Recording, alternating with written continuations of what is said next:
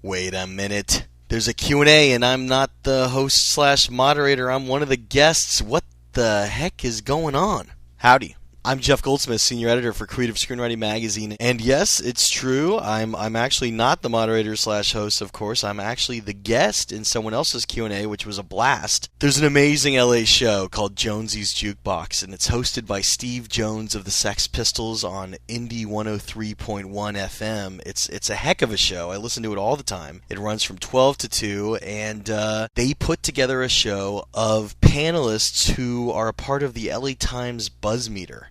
Now, the Buzz Meter is a collection of critics, pundits, entertainment journalists from around the United States that basically ranked on a weekly basis movies, actors, directors, etc. that they thought would be nominated all the way through the nomination process for TheEnvelope.com, which is a part of the LA Times. So it was kind of like a pulse, this whole Buzz Meter thing, and you know, people would kind of be able to see who we, the critics/pundits/ journalists, thought were leading in the various races around town, be it the Golden Globes or, of course, the Oscars. And then once the nominations were solidified, we voted. So this show was right before the Oscars last week. It played on last Friday's episode. And, you know, it was cool to have four of us there to kind of give all of our different opinions. And, of course, I was completely wrong in just about everything I said. None of the stuff that I wanted to win won. I was kind of voting with my heart, so I kind of tanked my Oscar pool. But, you know, my votes had heart. That's all that matters, I say. That's all that matters. But, yeah, I was wrong, and it's pretty hilarious. But, you know what? I wouldn't change any of my votes were I to go back and do it again. I'm still in shock at some of the results. I think this year, quite simply, was a year that had a lot of very, very talented work from people who were at the top of their game. So, you know, of course, there were upsets from the things that I thought were kind of locks. Of course, if there's anyone out there listening and you're a fan of music, even if you're not a fan of the Sex Pistols, I highly recommend you see the documentary The Filth and the Fury, which obviously has Steve Jones of the Sex Pistols in it. I've really always had a lot of admiration and respect for Steve Jones because, you know, he was kind of an underdog when he first did this show a couple years back. People just weren't sure what it was going to be, but actually he's a great interviewer. He's a great host, and you end up with kind of amazing interviews every day. It's kind of addictive to listen to. So for me to actually go on that show with someone who I already respected as a musician, but you know, as a guest was quite a thrill, I must say. Of course, if you're curious what's in the latest issue of Creative Screenwriting Magazine, don't forget to go to www.creativescreenwriting.com to find out about what's in our new issue. And of course, please look for it at Barnes & Noble, Borders, and newsstands across the United States, Canada, and Western Europe. But now, without further ado, let's jump right into the 103.1 studio here in lovely Los Angeles for my two favorite things together, cinema and Sex Pistols, as we replay the entire episode of Jonsey's Jukeox with the Buzz Meter LA Times Envelope panel.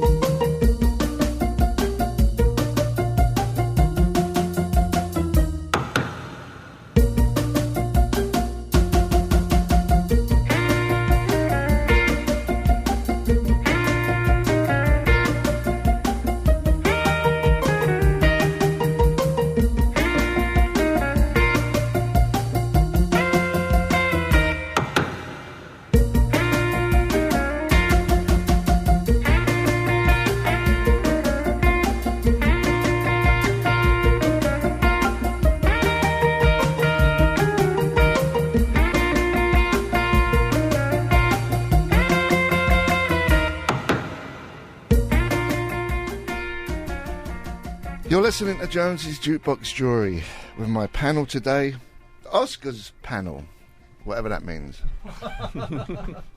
Sam Rubin, hello. Hello, President accounted for. Nice to have you here. Press a button. He's not turned on. Hold on. How we got President accounted for? Hello, Jonsey. There you are. Jeff Goldsmith. Indeed, sir. Present and accounted for also. Creative Screenwriting Magazine. Indeed. And the podcast in iTunes. Fantastic. Just like you podcasting in iTunes. I don't even know. Am I? Yeah, you are. All over the place, man. The Indie 103 podcast is all over iTunes. Oh, okay. That's good You need news. to get paid for that. Yeah, I'm going on strike. Pete Hammond, Yes. The Envelope, LA Times. Yes, LA Times talking about Oscars 24 hours a day. Now, is that all year round? No. No, I started doing this season beginning of October, so it's been 5 months, about 40 columns I've had to fill with this stuff. So, yeah, I cover every angle of it for about 5 months. That's as long as the season runs now, but we may stretch it to 12 months a year, because people just can't get enough of the award season. I think. But there's the Oscars, the Grammys. Yes. There's always somebody getting an award somewhere.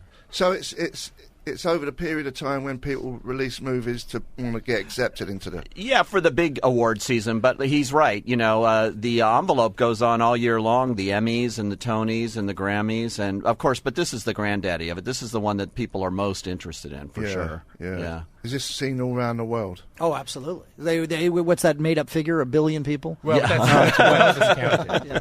Well discounted. Yes. Well done. Mark Olson, Hello, also sir. The Envelope, LA Times. There's a lot of us. Oh. Nice to have you all here. It's a pleasure. Is it? I know you. From television? Well, I know from television, but I actually, you ain't going to remember this, but it was you and the other guy you're with. Tom Arnold did a TV show. Sure. And I was one of the gay guys. Oh, really?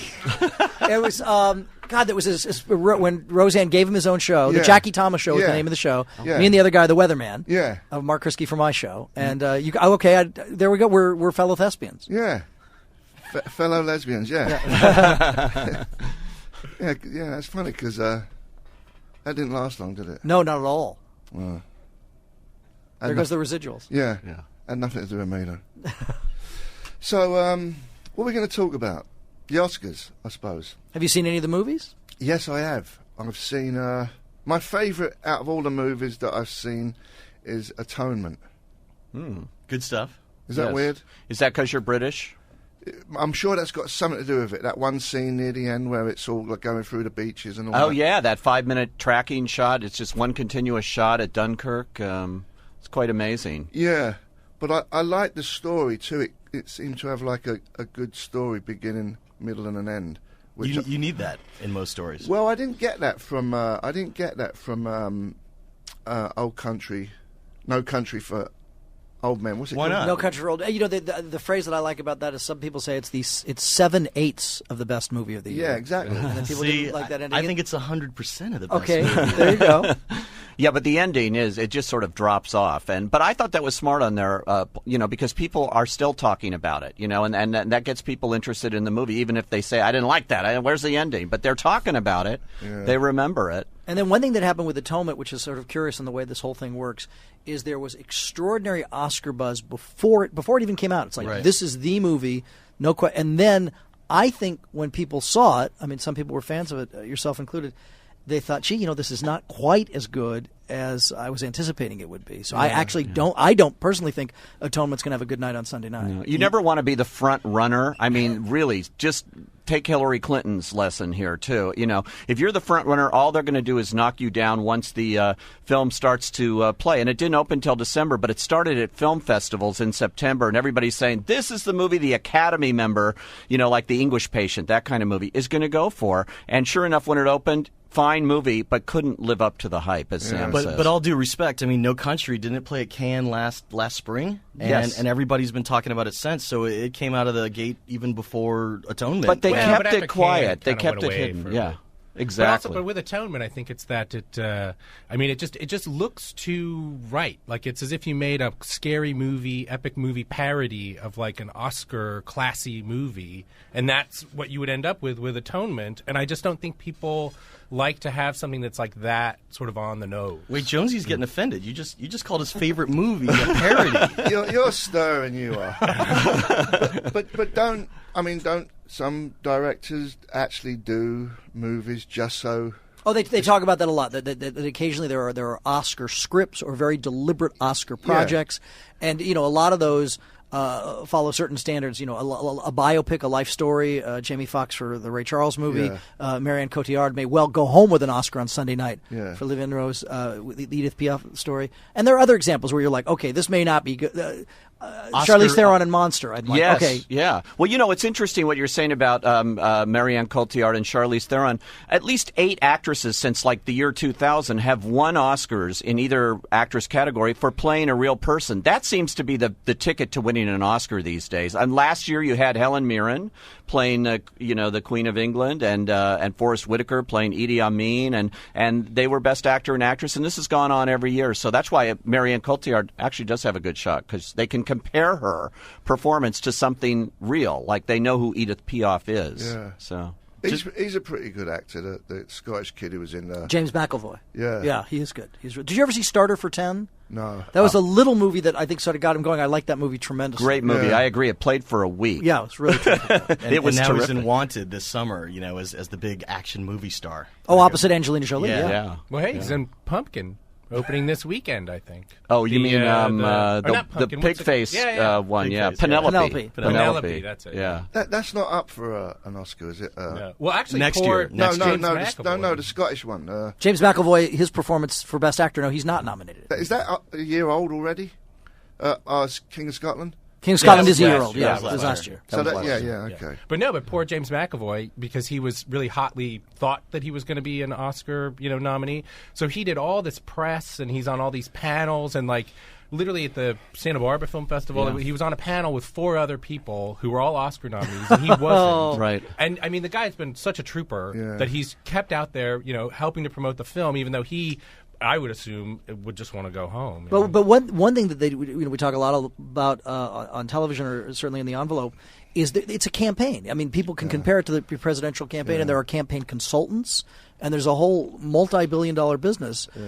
People were saying how Michael Clayton, which is a movie I actually like very much, how it has, frankly, considerably more nominations than it ever deserved because they did such a smart campaign. Yeah, and it's the only movie in the Best Picture race that's from a major studio label, Warner Brothers, interestingly enough. The rest of the movies are all I call them the bastard stepchildren of the studios. They're all from the art house divisions that the studios have created, where they really would never greenlight these movies for themselves as a major studio picture, but they let them get made if they're made for a price. And yet these are the movies that the industry pats themselves on the back for, these kind of independent, more serious films. You'll never see Transformers or that kind of movie nominated in the picture category. What does it mean when your picture wins an Oscar? What does that mean financially? Is it like... Oh, there's a bump. There's definitely a bump. You definitely, it varies year to year, but there's money to be made out of it. But more so than that, and I don't know if you would feel this would be applicable to a Grammy, maybe not.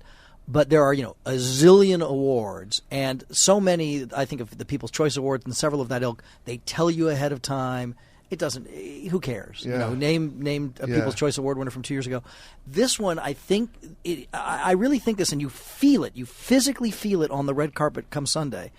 It's just an utterly different tier. I mean, it really is a big deal to be an Oscar winner, and I think that's something you carry with you forever. It's arguably, of all these, bazillion awards, the one that matters the most. And I think not just matters here in America, but around the world. Oscar is a symbol that works around the world internationally. And so if a movie is sort of played out and doesn't make much money after winning a Best Picture here, around the world it means a lot financially. And you know what's happened this year, too, is all the nominees for Best Picture have done extremely well since the nominations came out, box office-wise. I think almost $100 million between them. And that's a much bigger bump than normal. So it seems like there's interest, at least in seeing the pictures. Because I think there's this idea that people are always sort of searching for quality, and you've got a million people who review stuff on television, on the radio, online. You've got 1,000 critical voices, but it does generally seem to be, these nominees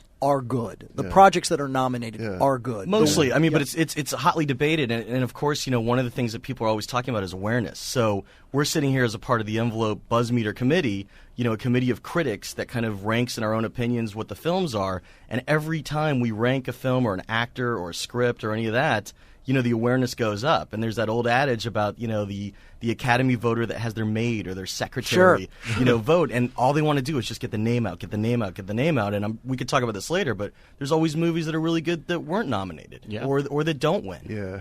That's actually true, though. I know a few Academy members. I actually had one call me last week. She was help so me fed with my up. ballot. Yep. She said, I'm so sick of this year. I just don't even want to do this. So help me out here. And so I helped her out. And you got to vote. That's awesome. One thing that I think really informs Academy voting is, most people listening watch these movies in movie theaters. But if you're an Academy member, you get each movie, it's called a screener, on a DVD. And certain movies tend to play better, I think, at home. Yeah. And if they play well at home, that's another thing that's going to be problematic for Atonement. That's a wonderful big screen movie. But a movie like Juno, a little movie with a huge heart, you can watch at home on your television and enjoy just as much. Yeah, but if you're tired, Juno's a comedy. It's meant to be enjoyed with an audience. The strength of Juno is even if you watch it alone, you're true. Yeah, the problem with the DVDs, though, is a lot of Academy members will get the DVD and not give the movie a chance. So get distracted, or they'll just pull it out if they don't like it in the first 15 minutes, which you have to really pay attention to some of these films. I think I'm Not There, Todd Haynes' picture, I thought it was a terrific movie, but I know for a fact that many Academy members and the campaigners for this film know it, too, that they aren't getting through the film to even see Cate Blanchett's performance as Bob fast-forwarding, Dylan. So what they did was they created a highlight reel. Todd Haynes, the director, went in and did a 40-minute highlight reel of her, sort of the best, greatest hits of Cate Blanchett's performance there, and sent it out via Variety, put it in a polybag there to get it to members, since they're all subscribers to Variety. The funniest thing this year was the movie Lars and the Real Girl. They were making a push, and they did get a Best Original Screenplay nomination, but there was a time, you guys chime in if you heard this, that the Academy was considering not even screening it because it had a sex doll as a character in the movie or never talks, and there won't be any sex dolls at the actual Oscars. That's right, or in the limos afterwards. But it's funny because the movie's so tame. Sex never plays into it. It's like a platonic relationship with a sex doll. And but that's the issue that movie's faced all along, is that there's no way to describe that film in any way that actually gets to what the movie is about, or sort of the actual sort of feeling of watching it, because you feel yourself falling into like a sinkhole trying to describe this sex doll movie. And they didn't want to screen it. Talk about awareness. The Academy, because all they heard was sex doll, originally upon release, they didn't want to put it up to their members to be screened or send out because they have screeners. official Academy screenings, and you're right, it didn't get screened, and they do screen the strangest films. The one they screen Norbit, they screen these other movies. All year long they screen all these movies. Oscar nominee. I know, for makeup. Who knew? But but this picture, for some reason, and I heard the head of that committee is very, very old, though, and very conservative in his taste. So who knows? Yeah. How many people actually vote? About 6,000-ish, They have to be a member of the Academy? Got to be a member of the Academy. And you become a member essentially by your work in the industry. You accumulate effectively points. So if you're in one movie, that's not quite enough, but you're in 5 movies, that kind of thing. And so that's why it tends to skew older. They've changed the rules, though, to let younger people in. And now it's much harder to get in than it was before. But, once you're in, you're in. And so some of these actors that haven't made a movie since 1958 are voting members. They still are. And if you get an Oscar Visa card, you accumulate points with every purchase, and it helps you miles. You get miles. Yeah. Well, but I think it's interesting. This year in particular, though, you guys tell me, it seems like there is some sort of a sea change going on that you can see in the nominees, that they are skewing to be a little younger. I don't want to say hipper, but they're kind of hipper movies. I think the movies like last year, The Departed one, a very dark movie you would not call an Oscar movie, and the two front runners in terms of nominations this year, There Will Be Blood and No Country for Old Men, are hardly what you would say is like what we thought Atonement was, a perfect Oscar movie. I think it's changed. I think the membership is getting younger, and that's changing what we're looking at as seeing winning Oscars in the end. I think them 2 movies are going to take everything, though, the 2 movies that you just said. Yeah. Did you like either one of those? Like I said, I liked Old Country for Men. I thought it was fantastic. And that guy, obviously the one scene in the gas station was a fantastic scene. And his hair and all the little details. It was like a brilliant movie till it got to the point where that one guy got bumped off. Then it all went cockeyed. It's like they couldn't think of a good ending or something. But that was what happened in the book, and it's funny because the Coen brothers are so great at non-traditional storytelling, and you're right. You're following his character for the entire movie, and he's killed off screen. Brolin's character, but you have to realize at that point that Brolin might not be the protagonist of a movie called No Country for Old Men, and it's really Tommy Lee Jones's journey. of deciding not to continue to hunt down sugar because it's going to lead in his death, as it has in his father's and everyone else in his family. That's kind of what the movie rings true in at the end, which is very similar to the book, obviously. But you're right. Some people, when they see him killed off screen after following him for an hour, guys, they can't handle it. Well, the thing I love about the ending, though, is that I like specifically the Tommy Lee Jones monologue at the end. I've never had this experience before where I think every single person that watches that movie, Tommy Lee Jones is talking about this dream that he has, and everybody that's watching the movie, your mind just kind of wanders off. Exactly. And you're not really listening to him. And then he says, and then I woke up, and the movie's over. I know. And that's that. Yeah. And just as far as like engineering an experience for viewers, I just think it's phenomenal. Yeah. Javier Bardem tells an interesting story that he's so incredibly scary as that villain. I mean, he's not normally a scary guy, is he? No, not at all. But he said at the premiere afterwards, when normally people would come up and pat you on the back, oh my gosh, they didn't. No one spoke with him. It was completely avoided. Yeah. Jonesy, were you scared of him? No, I thought he was fantastic. No shaking in the boots. You know what? I had never seen him in anything before. It was only after that people said he always plays like that opposite character. Normally in movies, that's the first time he's ever played. I think it owes a lot to his hairstyle in the film too. It did. I mean, it's so distinct. It did. and the way he wasn't actually playing a scary guy, but he was so scary. Right. You know what I mean? Yeah, the real life tone of his character. Yeah, the things he did obviously was scary. And that was a great touch. Is that in the book too, with the cattle? Yeah, thing? That's his thing. That's what he carries around. I'm not sure it's the most efficient weapon, but he uses it quite well. Well, but it leaves no trace. Yeah, allegedly, yeah. Exactly. Do you think people are going to start using them things now? I have one in the car. Where do you buy one? Yeah. But that I tell you what, funnily enough, that sort of brings up another point, which is why I think it probably will win Best Picture because it seems to have won all the other precursors leading to Best Picture. I think movies that are extraordinarily violent tend to, because maybe that was sort of the thought inside, gee, is this going to inspire somebody to go buy a cattle prod, that kind of thing. I think they tend to leave Academy viewers a little cold. But I have to say, if it doesn't win Best Picture, I think we're all essentially out of a job because right. Well, the buzz meter has voted for it almost straight down the line. No, but every precursor award, everything that people read the tea leaves to say, oh, it's going to be this, it's going to be that. See, but the one thing that I'm hoping for Sunday night, quite candidly, is that in some way that we're wrong. Yeah. Like in other words, some surprises. And that's one dilemma. The Oscars. Again, the one that matters the most, and they always go last, but you've got all these other awards leading up to it. So, although I thought it was very, emotional, by the time Jamie Foxx made his Oscar speech, I heard that speech 4 times before. And Daniel Day-Lewis is always very eloquent. The thing that I think that people who haven't seen a lot of these movies, and that may be a lot of people listening right now, the reason they tune into the Oscars still is because there are these sort of indelible moments. Right. And these are cliche phrases, but they're true. Yeah. Hollywood is high school with money. Yeah. And this is the prom. And it really is the prom. Well, but this year in particular, since there wasn't the Golden Globes and there has been this sort of abbreviated award season, it actually is going to be that much more exciting to see some of these people actually get up there and be. But I'd love to see a person not. I would love to see Hal Holbrook win that Best Supporting Actor award. And even he knows. He was comparing it on a show I saw to the New York Giants winning, and I wrote a column this week where I'm pointing out that there is something in the air in terms of upsets going on now between the Beagle that won the Westminster Dog Show and the New York Giants winning the Super Bowl and Herbie Hancock pulling out Album of the Year at the Grammys. I mean, he was a long shot if ever there was. Barack Obama coming out of nowhere. The front runners, the ones we think are going to win, have not been winning so far this season, and this may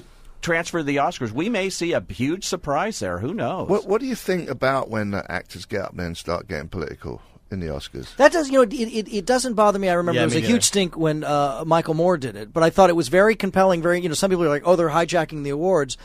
I think that's great if they hijack the awards. I think, I think it depends, frankly, on their level of eloquence. Yeah. The country was hijacked at that point, right? As I'm sure we would agree. And you know what? I think Michael Moore has a great chance for winning, even though the buzz meter voted for No End in Sight. Yeah, I think the only one was Sicko there, I think. Yeah, I think Sicko should take it. He's nominated again. I talked to Michael, and he says if he gets up there again, he's going to finish that speech he was played off on the last time. Is he up for Sicko? For Sicko, documentary? Yeah. I mean, it's healthcare. It affects everybody. And you know what? I think there might be some upsets this year. It is kind of a political year. There's an election coming up and everything. I was the only person on the buzz meter, I noticed, that voted for Persepolis to upset Ratatouille. Mm-hmm. I don't think there's a chance of that happening. There might not be, but if you think about people sitting down with a ballot in a year of an election And you think about the chance of an Oscar, because you were talking about it earlier, that an Oscar is a message to the world of excellence in film. Pixar is amazing. Those guys, whatever they do is awesome. It's entertaining, young, old, male, female. Persepolis used animation smartly with a political message, still entertaining, and that's the future of animation. Yeah, but how many voters actually watched Persepolis versus how many of them actually saw Ratatouille? I just think You're right. similar Look, people have seen Ratatouille. It's sort of a David and Goliath thing, and I kind of appreciate your point. I think the dilemma and why I think Ratatouille will still come out on top is when I think of that phrase, best animated feature. And I'm just completely making this up. Think of it. There are 100 technical guys who worked on Ratatouille for 4 years straight. Right. There are 4 guys who worked on Persepolis for 6 months. Four French guys. But wait, what is that? What is that? Ratatouille's numbers? French, too. It's a I mean, numbers game? it- Art doesn't adhere to No, numbers. you're right. It doesn't, and it shouldn't. But McDonald's would be the best restaurant in the world if But that was Ratatouille true. is a better animated film. Yes, and there's many more members voting that worked on Pixar movies and movies like Ratatouille than worked on Persepolis. Sure. Yeah. We got to go to the commercials. Let's do it. Okay. I vote yes. You're listening to Jonsey's Jukebox Jury with my panel, the Oscars panel, Sam Rubin from KTLA Morning Show and The Red Carpet, Jeff Goldsmith, Creative Screenwriting Magazine, Pete Hammond, The Envelope, LA Times, and Mark Olson, The Envelope, LA Times. We'll be right back after these lovely messages. Thanks for listening.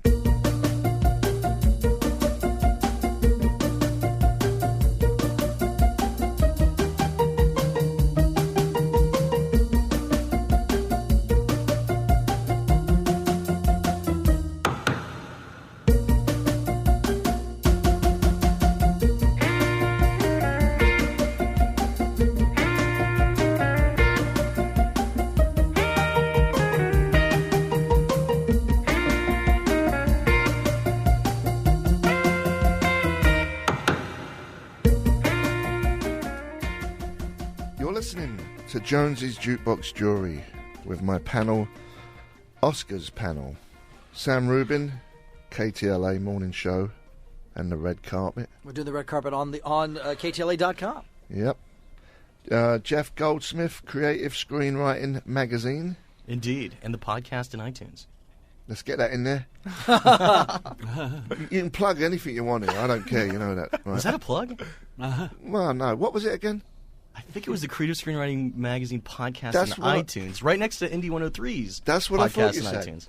Pete Hammond, The Envelope, LA Times. Plug something, Pete. TheEnvelope.com. Yeah, get on there too. We also have a print edition of The Envelope on Wednesdays. So it's print and it's the cyberspace. It's everywhere now, and it goes around the world too. Everybody's seeing our video segments, our streaming segments on The Envelope now. It's gotten big, expanded. It's the future. And Mark Olson, also The Envelope, LA Times. I have nothing to plug. You know what's funny about you? You look like Superman. Clark Kent. You know what's look like funny? Clark No, Kent. it's funny you said that because there's a screening room that I go to. We have to go to screenings all the time, and the parking attendant there always calls me Mr. Kent. Yeah. And I think you're going for that look. well, we have kind of similar glasses. I think Yeah, but maybe you are too. No, you look like him. Well, Let's think about it. see. Mark's a And you journalist. work. And He's you a work journalist. for. Yeah, and he works for Yeah. a newspaper. And his Yeah. last name's Olson, Jimmy Olson, Mark Olson. Come on. There's a lot going on there. There's a lot of parallels. Yeah, it's true. Well, once some underage teenage girls followed me around to Ralph's, I think because they thought I was Tobey Maguire. You might not want to tell the story. Toby Maguire. Peter Parker, which is the other one I always get. Who's the other guy who was Superman? The last Superman. A guy named Brandon Roush, who you won't actually hear from again. Not doing Why the not? next one. No, I know. Yeah. I'm sure we'll hear from him again. I'm not entirely sure. Really? He's in early retirement. Is he in the second one? Because they're doing another one, right? I think he's not. I think he's not in the second one. I think there's rumblings that he's not going to be invited back. Well, Yes. Huh. Do you think that last Bond was a good Bond? Excellent. Excellent. Yeah. Absolutely superb. Arguably the best. I mean, you don't want to touch Connery, but he really it got to what the books are about. Because in the books, James Bond is a jerk. You know what I mean? He's not like a dapper guy. He's a hard man, you know? Yeah. And so I think the Daniel Craig really got to the Bond in the books much more than anybody else, perhaps save Connery. And the new one that they're shooting is Bond 22 or whatever they're calling it now. They actually gave it a title, I think. But it's a sequel. It's the first time in the James Bond series that it's an actual sequel to the previous film. Oh, so yeah? it's going to pick up exactly where Casino Royale left off. Is it him again, the same guy? It Yeah, is. yeah, correct, Yeah. What did you think of him? Do you like him as Bond? No, Why not? I don't like the way he looks. You because Really? he's blonde, or what don't you like about him? Yeah, I don't like blondes. No, I don't know. There's something about him. I don't. So, because he's blonde, you think he's a schmirsch guy? No, he seems kind of slimy, kind of like like he's. that could be like, James Bond. Who's your favorite James Bond? Don't tell me George Lazenby, but Hey, he was great, man. Dalton. I'll tell you what. Timothy Dalton all If the you way. if you watch that as Majesty's Secret Yeah, Service, absolutely. it's the acting that God bless him is so bad. There's actually if you watch it, you can freeze frame it. There's scenes where he's actually looking at the camera, and Trying to follow with his eye. But as a Bond movie, it works really well still, man. I just love rewatched it a I couple love it. months And ago. now it has one of the best scores. It has a really good Yeah. Great John score, Barry yeah. score with some really kind of freaky synth in it. yeah. But the poker in Casino Royale, I mean, Americans at least never were able to follow Baccarat, and the other games James Bond would play. By putting poker in there, people were really invested in it. They understood the game, or at least more than ever before in a Bond movie. And the Things poker change. stuff was Things great. change. I mean, Yeah. No, even back in the computers day, now, they weren't understanding Baccarat. No, very few Americans. knew James that game. Bond now has to compete with Jason Bourne, the other JB, and I think it's influencing in a big way the way the Bond series is going now. They're faster, the pace, the editing, the whole thing is changing now in terms of what we're But seeing. I think with it's for James I think Bond. it's for the best. I mean, Yeah. I know in my lifetime, save maybe Moonraker. That was like probably the one. Like Casino Royale was like the Bond movie where it was exciting. Like you really kind of got into it. You know what I mean? Have movies taken a dip over the last? If 5 anything, years? Well, this, but this year is like one of the best years for Yeah, this movies is in, great.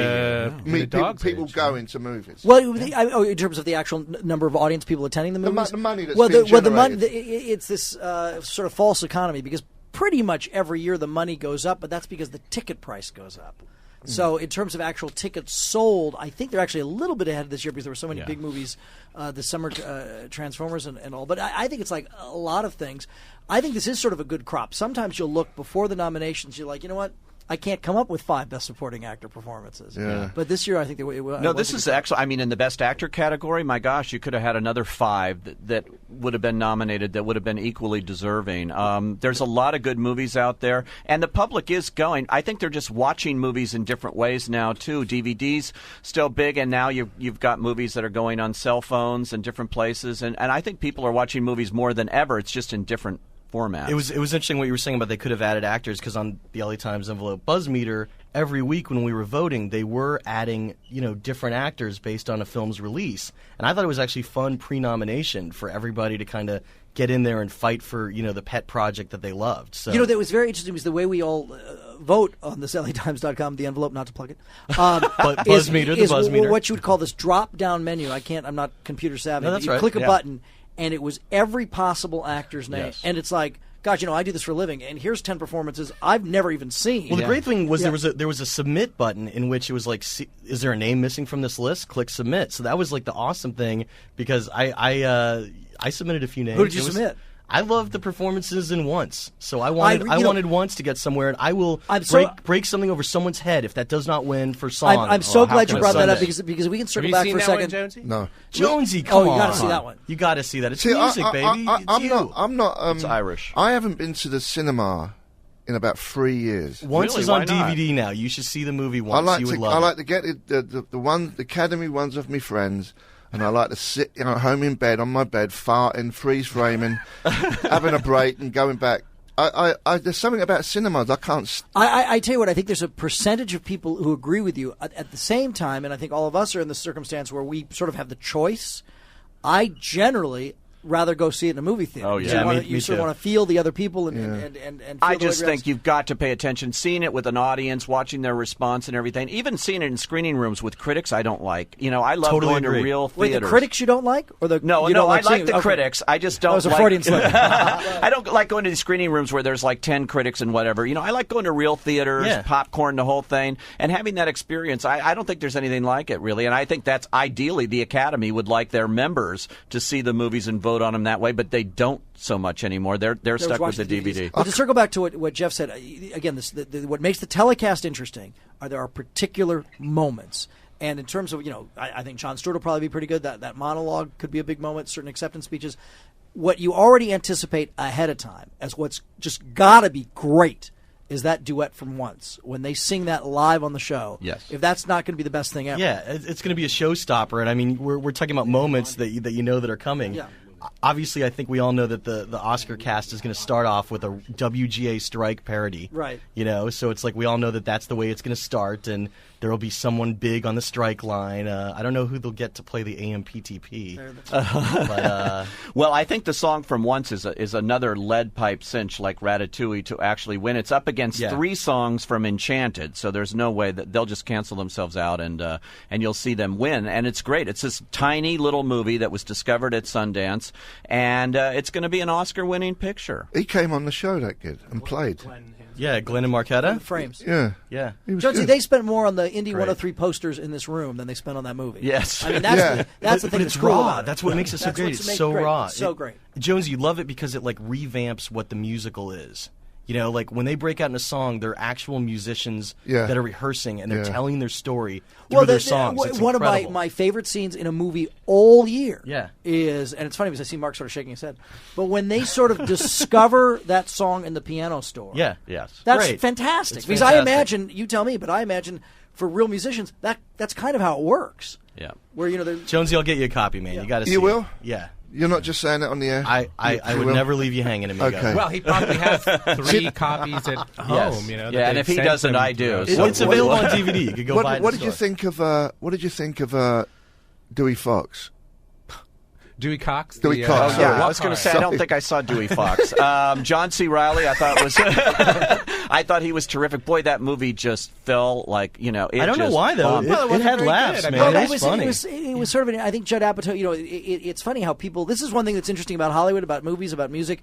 This is the guy from Knocked Up and Superbad, so he is the genius of all time. Yeah. With a capital G, and then he's got like 10 movies in the pipeline. Yes. The next one that pops out is this Dewey Cox, and he's still a genius, but I thought that was everything and the kitchen sink. That was a little just much. Yeah. It was, but you can't just judge him on the box office. I mean, Judd Apatow is still a great screenwriter, and there were a lot of great laughs in there. And it was interesting. They did a Dewey Cox concert at the Roxy. Right, I was and there. John C. Yes. Reilly, you were there, and John C. Reilly performed for I think an hour, right, Pete? Yeah, about half an hour. He was fantastic. And he went out on tour after that, Yeah. a promotional tour. The problem I with don't know that what's in film, it. as opposed to Apatow's other pictures this year, Knocked Up and Superbad, is this was a satire on a type of movie, on like Walk the Line and that sort of thing. And I don't think the audience that went quite got it. I think You're right, you you're right. almost would have been more successful as a double bill with Walk the Line. Yes, it's like, here's Walk the Line, and now here's the you parody. got to have the reference to really enjoy it. You right. You just can't go in. And a lot of the fans, they build it as from the guy who gave you Knocked Up and Superbad. Wrong way to market it, really, because they went in expecting something it wasn't. And it what was did you a think of that spoof. one, It was a Jonesy? spoof. Did you see that? I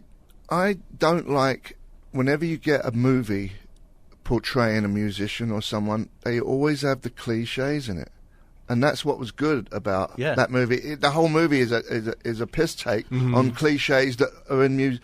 Music biopics. Yeah, I thought it was great. But it's funny. Traditionally, spoofs do not do so well at the box office. I mean, if Zucker Abrams Zucker is behind it, it's great. The Scary Movie franchise, it did well because it was something that was popular that people knew. But you're right. Maybe too many people weren't getting the they music. didn't get, I don't think. biopic I think only references. people in the biz. Yeah. It's so much smarter Gets than that. some of these so-called professional spoof movies that they do every year now, like Date Movie and Epic Movie and Meet the Spartans, that are the most god-awful films to try to sit through. They are not funny. They're not. So you go see Dewey Cox Story, and it's like Gone with the Wind compared to this other stuff. What did you think? What did you think? I know it's got nothing to do with the Oscars, but that 300. Save us from the Oscars. Well, I mean, to me, the thing about 300, I was surprised that it did as well as it. Again, I guess the ultimate arbitrator is, just how much money does it make, and I guess it made a ton of money. Made a ton. Yeah. I thought that was like too fake. I mean, I know a lot of people didn't feel that way. It was The art style, you mean? Sam? Yeah. Yeah. I just thought it was like a hissy fit of a movie. Like it was Hissy so fit. hysterical. I couldn't and over the stand top. it. I couldn't stand actually it. really liked it just for that exact reason because it had so much conviction of what it was doing that it just really really went for I it, really liked it too. I thought it had some of the best beheadings I've ever seen in a film. I wish it was louder. I don't like quiet movies like that. I wish it was a little louder. Yeah. That was my big problem. It should be up for best costume design. Though. You know that's funny, and maybe a reason that people hate to go to the cinema. 300 is the perfect example. They've kind of addressed this, but every movie theater now is a multiplex. So you're sitting in watching another movie, and you hear 300 from next door. Oh my God! Yeah. Yes. They're so loud. Yeah, I just don't like sitting next to people in You know movie what? theaters. It's people that talk. Yeah. I have this thing that I say. And then I you just- say something, then that you can't concentrate. Right. Well, if you say something to get mad, and like I always ask someone to be quiet once, like really nicely, and then the second time I turn around and I say, if you need me to explain the movie to you afterwards, I will, but you've got to be quiet for now. Yeah. No, Jeff, it's the people that bring their lunch in bags Oh, and God. stuff. That so annoys me, and they sit in back of you, and they even the popcorn bags. It drives me out of my mind. But I think it all stems from the sociological phenomenon of everybody's on their cell phone and doesn't think that anybody can hear them. Oh yeah, that's terrible. So- and the people You texting. hear them texting. Do, do, do, do, do. Oh, it's even worse now with the Blackberries and things. They light up in the Yeah. screens, Yeah. and Distracting. they're very distracting now. It's in annoying. theaters. That is the problem, the this public. is why I don't go. You're This right. is why I don't go. Honestly. It's the public. You got something needs to be done about the public. Jonsey, I'm with you now. I'm never going to a movie theater again. You're right. But you know what? Sometimes there's experiences you can only get in the theater. Yeah. The movie Cloverfield a couple weeks ago gave some people motion sickness. Yes. And people vomited in the theater. At the Grove, they passed out popcorn bags of Golden Compass as vomit bags because by Sunday, Well, that was enough there was a people double there was a double entendre. No, there. no, They no, did no. that for People liked the movie, but there was people that had vomited during the movie on themselves because of motion sickness. There's successful cinema right there. yeah, Yeah, I have to say, it was. I mean, I this was a love it. while ago, but that Brian De Palma film, The Black Dahlia, was that like a year or so yeah. ago? Yeah. I saw that opening night at the ArcLight, and honestly, I thought there was almost going to be a riot. The movie, people were so angry and upset by the movie. People were yelling at the screen. But like not in like a joking way, in like a genuine. I mean, it was really like a group experience, and that's something that you just don't get when you're just sitting at Let me home, tell you you know? two movies you should see in a theater right now. I saw U2 3D last Oh, weekend. I really want to see that. Yeah, it's amazing. The 3D glasses, and you're at this concert. It's a straight-on concert picture, and it's really the future of cinema and watching this, and the future of concerts, maybe in a way too, bringing them to people at affordable prices here. And it was great. And then I saw a preview. I've seen the film, the Rolling Stones documentary, Shine a Light, that Martin Scorsese done, which is absolutely great, and When's you should that see it in the coming theater. out? That comes out in April. Oh, cool. Yeah, I'd and like to see that, yeah. You got to see it, and it's not just straight on concert. They shot it at a concert in New York, but it's also old footage and going back to their history a little bit too, and it's really well made. I wonder if you can pickpocket people if they got the 3D glasses on. They're so immersed in the experience, you could go and pickpocket. I'm going to see if I can always do give me that. a I think you headache. could, because you don't know what else is going on around you. You're just totally watching that whole sequence. So. I saw the movie at Sundance. These glasses did not give me a headache, Oh, really? and they're fine for people that actually wear glasses. I wear them over It was- my glasses. Yeah, that's it was no good. problem. It was good. Yeah. It was great technology. You know, when Mark mentioned Brian De Palma, I thought what was one thing that was interesting, and it's this whole idea of buzz and whether, this movie, very tough movie about the Iraq conflict, Redacted. Didn't it win the Palme d'Or? It wins it. It No, won it was something in It Venice. won in Right. Venice. So In it's gonna, Venice, this is going to be this huge, and I think it literally made 11 cents. yeah, and it no one saw wasn't good. It wasn't good. Yeah, Oh, at the okay. end of the day, Yeah. it was just a bad movie, and then, I mean, it did well in Venice. I mean, you hate to say it's because Europeans hate us, but, Right. but I Yeah, mean, I and it think had that was some a of the big part worst it. acting, really. I mean, some of the worst acting I've seen Well, in a long time. its defenders would of course use the old saw that was the idea. It was Brechtian distanciation. But I know the I mean, at the end of publicist the day, told it me was that's just- what it was he just wanted. bad. He It was wanted just bad acting. Yeah, I didn't buy that. I do enjoy documentaries. Oh yeah, there's a I lot love of good ones. documentaries. King of Kong. Oh, wonderful! Did you see the King of Kong, which is about a contest between two people playing Donkey Kong? For the Guinness Book of World Records. You would actually enjoy that movie very It much. sounds great. It's great. So It is great. good. It's so entertaining. In fact, I think New Line is now going to develop it as a theatrical film. With a couple of great comedians. But There's so many things that just slip through the cracks. I mean, I didn't never even heard of it. Why haven't I heard of it? It got a That's- very yeah. small theatrical release. I mean, it Picture came House, out. Yeah, yeah. it was not. It I mean, did it wasn't. get a But theatrical, though. that's one of those examples. I hadn't heard of it either, and then I saw Ebert and Roper, although Ebert isn't there. They talked about it, and they were like, "This Yeah. is the best." And I was like, "Based, what I think happens sometimes, and I suppose the four of us probably feel about this in a similar way. You see so many things, and they're Right. When for me, this year, Once was the first example of that. And I see something, I'm like, oh my God, this is great. Yeah. And then it's nice to have the forum. I've got to tell everybody it's how eye-opening. great this It's is. eye-opening. And I think people felt that way, or I did, about Once. I felt that way about Juno. Yeah. Where you really think, particularly when you generally get to see them ahead of time, it's like, I've got to spread the word Yeah. about this. Yeah, Diving Bell and the Butterflies, another movie nominated for several Oscars that I felt that way about too. It's just so extraordinary and different. Julian Schnabel is a great artist, brought that sensibility to directing this film too, and it's about a 42-year-old stroke victim, and he's in this locked-in syndrome, and and you hear his voiceover and you hear him talking, but he can't move, and it's trying to communicate. And he wrote a book. Using By blinking his eye. By blinking his eye. It's an Yeah. extraordinary story. Jonesy, you would like it, and it's interesting because the screenwriter Ronald Harwood, who's also nominated, he was given the assignment, and when he was given it, he was almost ready to turn it down because he couldn't figure out how to make a movie out of it. But then once he realized that he could have the camera be the stroke victim's point of view, Right. which is very rare that you actually see that. So it's like you see a blink, like a fluttering in front of the camera for him blinking. That's how he found his script, and that's what made it so distinctive. A lot of people think that it was a visual motif that the director did, but it was actually on the page. Do you remember that one a few years ago about them people they had their hand on a car, and the last and the winner Hands on a Hard Body. Oh, Yeah. Hands on a Hard Body. Yeah. That was. Did you ever see that? I did. You know what? I didn't see that. It's a good one, yeah, I've it's a never good heard one. about that. That's pretty good. Yeah. I thought Fog of War was a brilliant.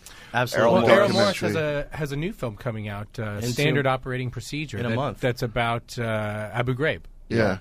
It's about, sort of like art. Do pictures lie? Basically, Yeah. is the whole premise of it. Well, it's interesting because one of the Oscar-nominated documentaries, Taxi to the Dark Side, really deals with a lot of the same issues as far as like once we went into Iraq, sort of the essentially the bureaucracy of torture. Yeah. And it'll be interesting to see with Standard Operating Procedure, are people up for a second torture film? Because it is, I mean, or any one thing that's been kind of interesting, and it's funny how the general audience votes with their feet.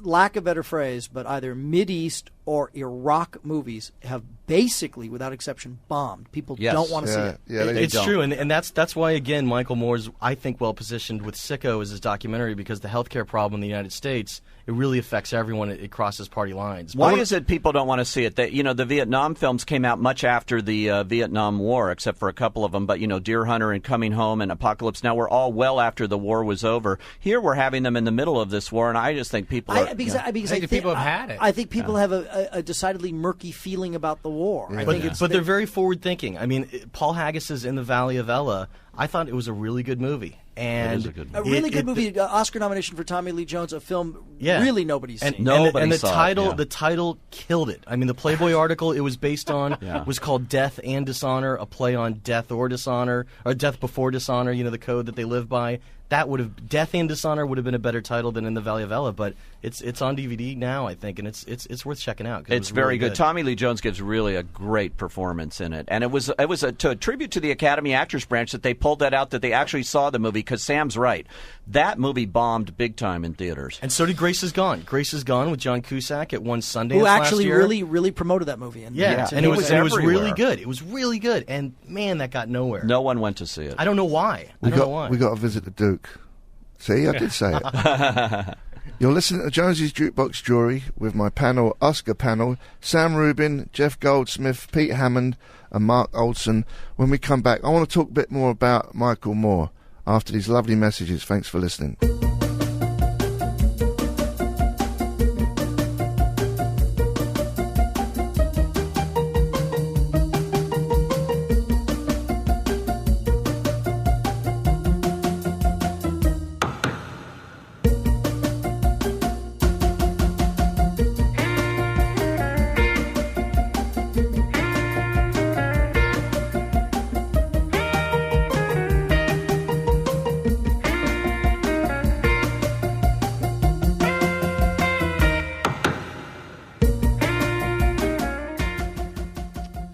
You're listening to Jonesy's Jukebox Jury with my Oscar panels, because the Oscars are on Sunday.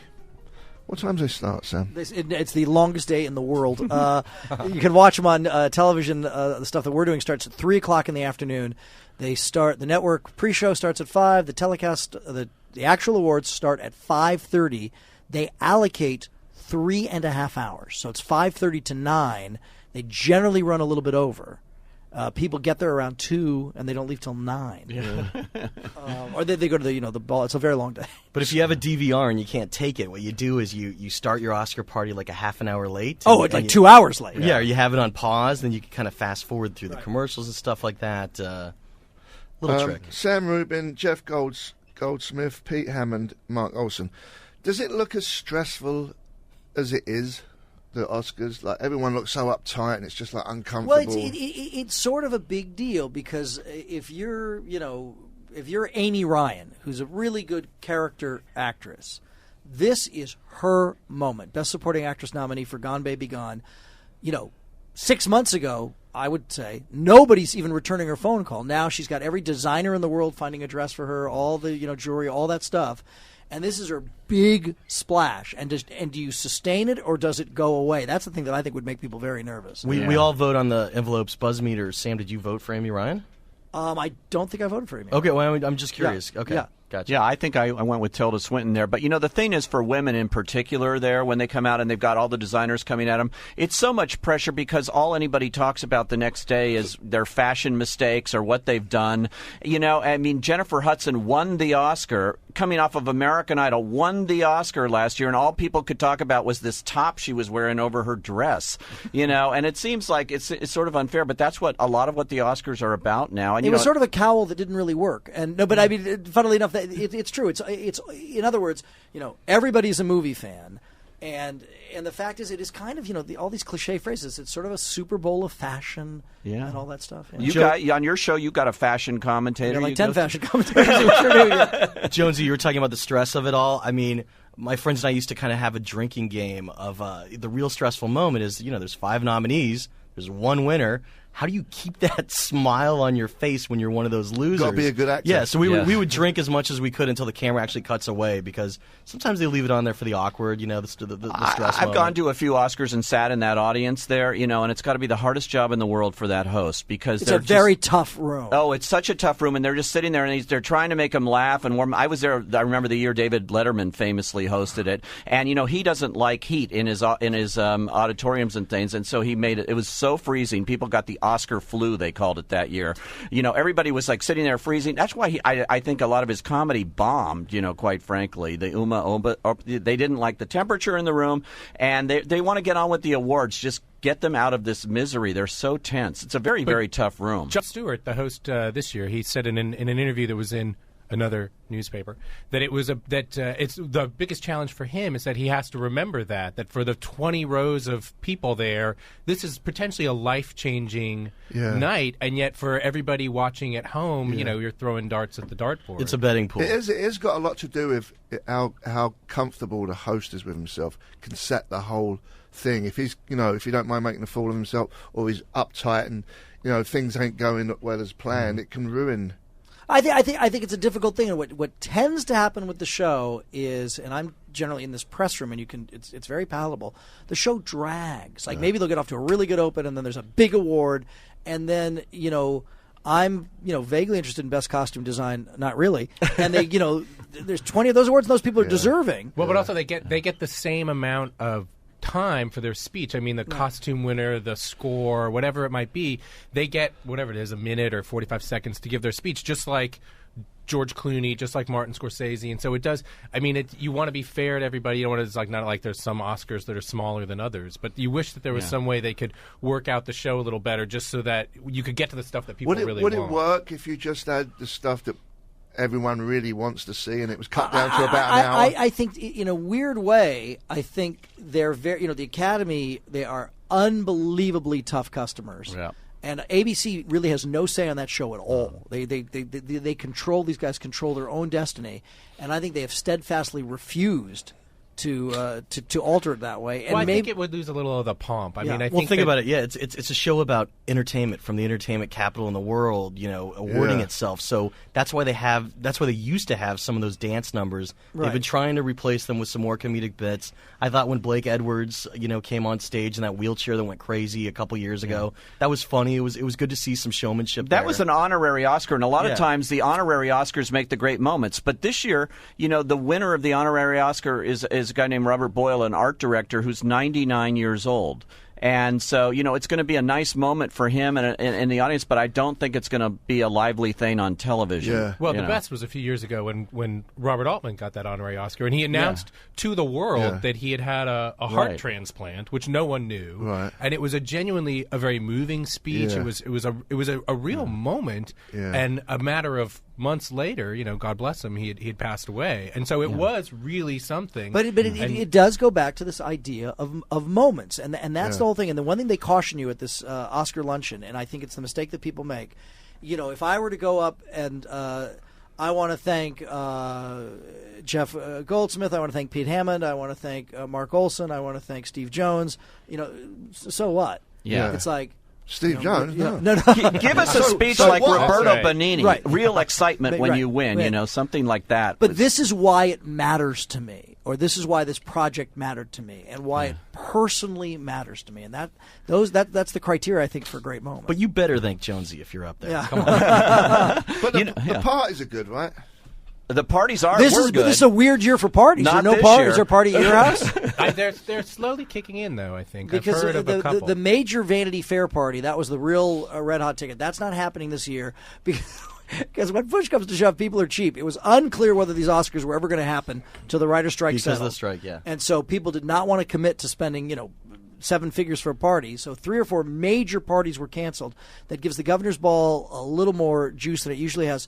3,000 people in the Kodak, only 1,000 allowed to go to that Governor's Ball. That's 2,000 people looking to go to Prince's Roaming the house. streets. Yeah, Apparently Prince has a really Prince good is going to have a big party, and Madonna and someone else with Madonna's throwing a party. I think now, there too. wasn't Demi Moore, they're saying? Demi Moore and Madonna, and apparently that's going to be a really super hot one too. But so. it's like the reason they had to cancel. It's almost if you think of planning a wedding. That's what these parties kind of they cost way more than that. Yeah. But there's that date where you're not gonna It's a drop dead date. There's a drop dead date that you have to cancel by, or you can't get your money back or a part of it back. That's what my the strike show's did. just turned into the E channel. It's like Wow. Wonkery. Well, here, I'll give a plug. Actually, there's a cable channel that I work for and Peter's appeared on called the Reels Channel. And it's Yes. REELZ, reelschannel.com. They've got a great website, and they do this. They really care about movies, and it's very, very, for the movie devotee. Really I think well. Reels Channel is great because it's not tabloid. They're not about what Lindsay Lohan's doing today. It really is about movies, and they have a lot of different shows. And not to plug them for any reason here, but I hope they make it. It's a nice idea, and for movie lovers, there isn't that much out there. It's all Entertainment Tonight, Access Hollywood, Extra. I've worked for all of them. I love those people, but they're about stars and what they're doing in their personal life. They could care less about the movies. Yeah. There's a funny years ago. Adam Duritz, the lead singer of the Counting Crows, who I'm a big fan of, he goes to the that guy's a big swordsman or fancies himself that way. Yeah. Goes to the Oscars with his mom, and I'm like, "You're not leaving here with your mom," and he's like, "Absolutely not. That's why I brought my mom." Yeah. She's still in the bathroom, actually. Jonesy, I've got to break rank for 1 second to ask you a question because I've always been curious about it. We were talking about documentaries a second ago. You were in the amazing documentary about the Sex Pistols, The Filth and the Fury, and Julian Temple did this interesting thing where they showed you and the band as the way you were in the moment, and in the contemporary interviews, you guys' faces were all blacked out on purpose, which I thought was brilliant. It was my idea. Was it? Because that's my question. How did that come about? Well, it was like my idea was to have it look like the mafia guys who are that are confessing on TV. yeah, and they're kind of silhouetted. So you gave that idea to Julian Temple? Yeah. That's brilliant. But a lot of I people love say, that.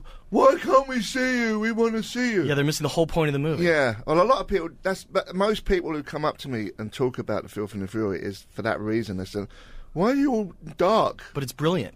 And plus, you don't see your age either. Yeah, you don't see your age, but it shows you the band the way you were. in the living, breathing footage that many of us never even knew existed. Well, that's good. And One Julian- person's got it. Julian had a. It's a great documentary.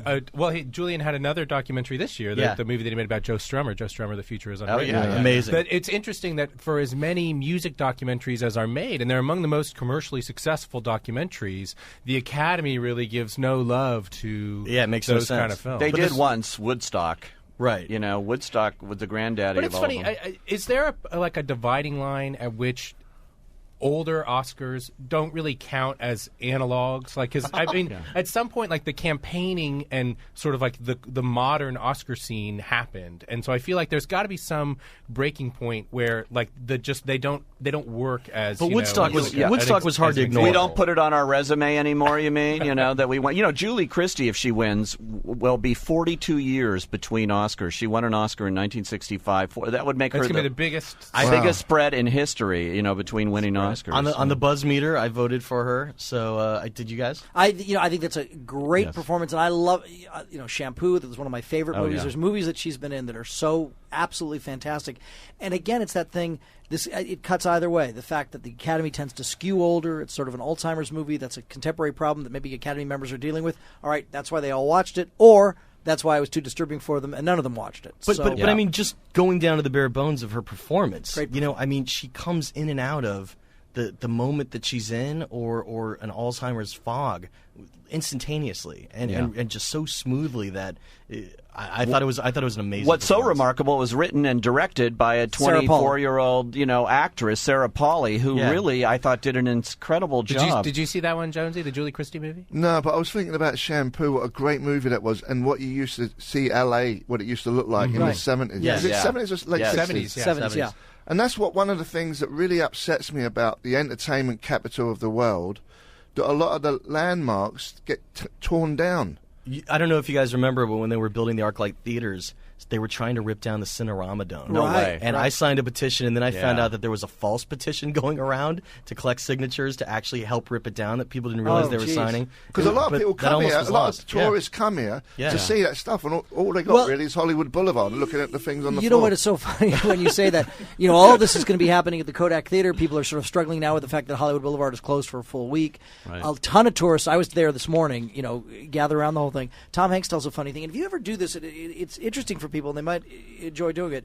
You walk on Hollywood Boulevard from the east to the west, and then you turn in, and it's the stairwell that leads to the Kodak Theater. And they do this very deliberately. You've got all these Oscar winners, the names of the Oscar, From Here to Eternity, 1930, on each side as you walk up, and they curtain it off so you can't see Kelly's Hot Fudge and the Beef Bowl and the because Tom Hanks talks about they designed this theater. And it's very heavy. You do the red carpet, and then as you walk up the stairs into the Kodak, there's no red carpet. Or there's a red carpet. There's no annoying reporters or anything. Yeah. It's like it's weighty and it's heavy, and then you realize this is a shopping mall. Yeah. That was part of the deal for any store going in there. They had to get out for a week before the Oscars, or they would not let them lease the spaces. Yeah. Do you think that's a bad thing? Like, let's say Schwab's. Remember where Jay Mansell was? Yeah. I mean, that's a great spot. Yeah. Why didn't your new boss? He should have bought that place. He could have. Maybe he will. Like people who have got silly money and like things like that. I think they should buy these places and Well, look keep what's them just around. happened with the Tower Records on Sunset. I mean, there was a small campaign to try to save that building, but it's just. I mean, the land is just too valuable. I mean, it's what happened with the Ambassador Hotel, that it's a huge plot of land, and this is a modern American city. You can't just let that. No one's going to let that just sit there. The Ambassador was being used a lot for film sets. I was there once. It was quite creepy. Flippers, actually. remember Flippers? On the corner, it's a Kmart now. It's on the corner of Holloway and La Cienega and Santa Monica, on that corner. Well, there used to be a club there called the Starwood. The Starwood, yeah. That was on Crescent Heights and Santa Monica Boulevard. But Flippers was a roller rink. It was brilliant in the 70s. On the corner, did I say it right? La Cienega and Santa Monica Boulevard on the northeast corner. Okay. I think there's a save on there now, or writing.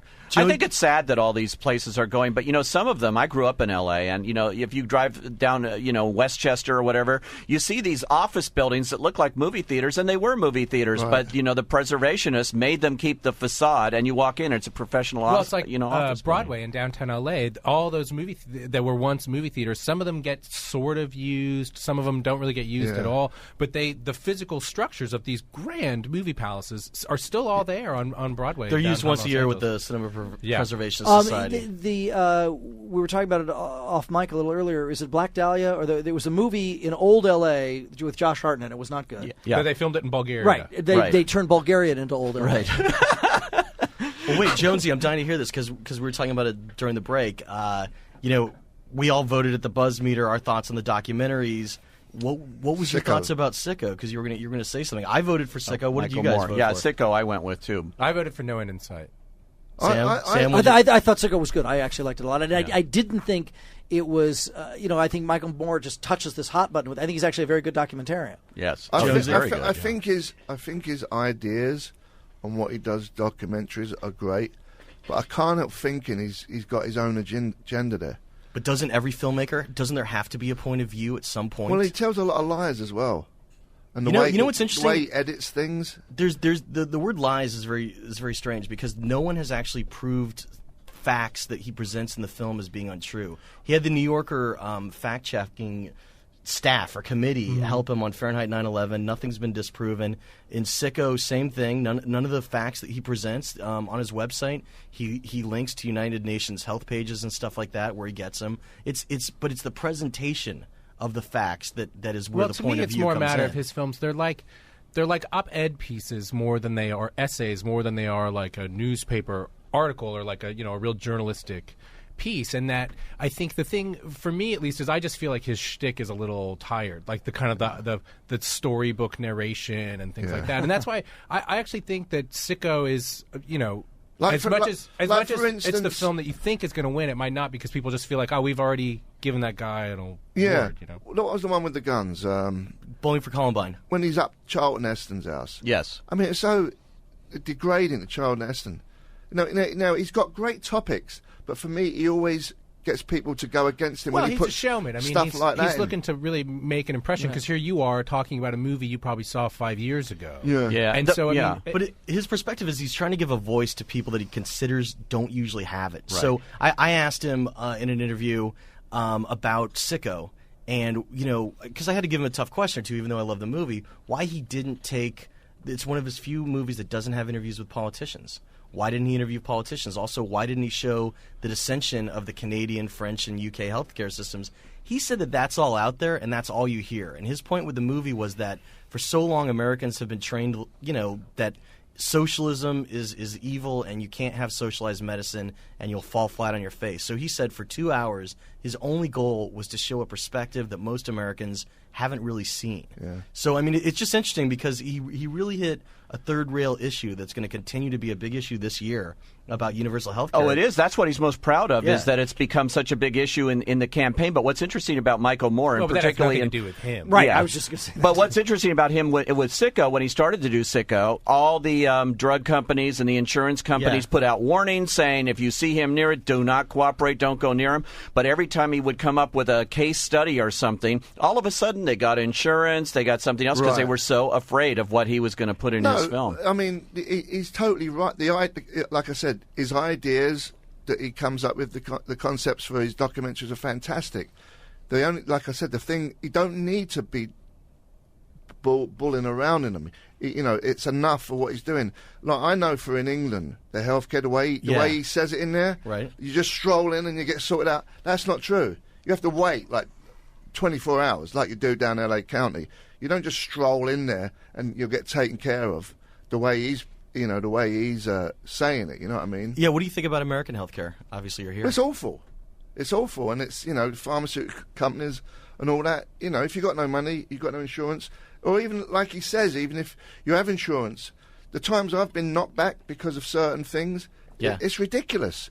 But his thesis statement of Sicko, I thought, was really brilliantly put, in which we're Americans. We're great at ripping off other people's ideas. So take the best parts of these other systems that somehow people are having longer lifespans, as he cites in the film in Canada, UK, France, but and other ones he mentions on the documentary, and figure out a way to appropriate it for our own. Well, but in thinking about the film, I mean, the category is best documentary film, and it's like, are we giving the award to the topic? Are we giving the award to the best made film? I don't know. It's fascinating. If I went in a time machine and told you guys 4 years ago that there was going to be a movie about healthcare that was going to make $25 million in the box office, you would have laughed at me. Well, and then it would be a comedy. Sort of I mean, he figured out a way to do it, though. Of it being a Michael Moore film. I mean, it's not as if he's the celebrity, it's some unknown wonk that made this movie. I mean, I think he's essentially the star of his own movies, and he has about $25 million worth of star power in that way. Do you think that it will make any difference? No. Sicko, Well, I think it illuminates the conversation. Oh, I mean, definitely. I actually think in this particular case, because everybody's having such a bad outcome, the conversation was taking place and would take place with greater volume anyway. I don't think he necessarily added to anything that wasn't happening anyway. There's the strange thing about Michael Moore is there's a lot of people that hate him and they don't even know why, because kind of the right-wing outlets have touted that he's evil. And I've met people that are diehard Republicans that used to hate him, that saw Sicko and really realized that a lot of things in the movie hit home. He doesn't offer any solutions in that movie. There's no magic key to the healthcare issue, but he at least started a dialogue that, I don't know, reached people I thought would never watch one of his films. Yeah, but he's out for universal health care. I mean, he is taking a strong stand there, and that's Yeah, what he wants to do. But I tell you what, one thing that is very interesting in the fact that we've spent some time talking about it is, circling back to the Oscars, I don't, to be candid with you, know the names of the other documentarians who are nominated. I can't imagine any of them will give a speech that's going to be a Monday morning headline like he will, no matter what it's about. That's actually not true. I mean, Charles Ferguson, who made No End in Sight, I mean, that's a film about the reconstruction of Iraq, and so I think that that's the film itself is very much has a point of view, and I think you would get a sort of a bantery, kind of like searing speech out of him. And then also Alex Gibney, who made Taxi to the Dark Side and is an executive producer on No End in Sight, that he as well, I mean, that's a film with a very strong point of view about, our policy regarding torture in Guantanamo and in Iraq and Afghanistan. And so I think even in just saying something about the message of their films, they would be saying something that would be a Monday morning water cooler. And he won't ever do it, but if George Clooney were to win an award and accepted it, on behalf of the people of Darfur or something else, that would generate an enormous amount of attention, actually more so than one of these guys. That would actually. George Clooney produced a movie called Darfur Now that didn't make the documentary list this year, but he could have been up there. When I interviewed Michael Moore for the podcast, he said that to do his speech that he did a couple years ago where he got booed, that he sat down with Sarandon, Tim Robbins, Clooney, and there was someone else, and they all kind of rehearsed the speech in their hotel room, kind of giggling around, and he did it the day before at the Independent Spirit Awards, where he won, and it got, a standing ovation, and then he did it at the Oscars, and, that's the distinction between the room. That's right. The floor was clapping, and then the galleys where all the sponsors were kind of booing him, and then someone called him names backstage. Well, they played him off. This year he told me he talked to Gil Cates, and Gil Cates has promised not to play him off if he wins. That's great. Do you think he will win? Best documentary? At BuzzMeter, I voted for him. Yeah, I think he's got a shot. The problem with the documentary category, like foreign film, is you actually have to prove you've seen all 5 of these movies. And you have to sign affidavits at the theaters where you saw them. You have to prove you've seen them in a theater. And it's very difficult for most Academy members. So I think this race will be decided by less than 400 people in the Academy of 6,000. And it's whoever got their people, into the screenings of all 5 to actually be able to vote for the movie they want. You're listening to Jonsey's Jukebox Jury with my panel, Oscar panel, Sam Rubin, Jeff Goldsmith, Pete Hammond and Mark Oldson. We'll be right back after these lovely messages. Thanks for listening.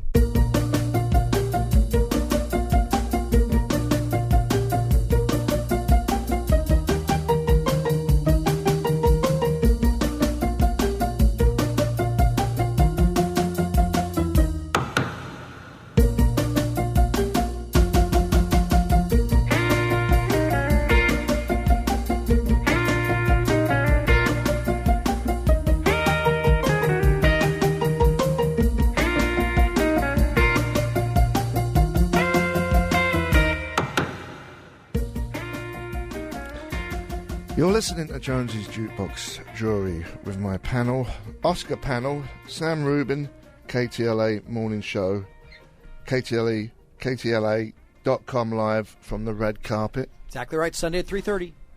Jeff Goldsmith, Creative Screenwriting Magazine, Pete Hammond, The Envelope, LA Times, and Mark Olson, The Envelope, LA Times.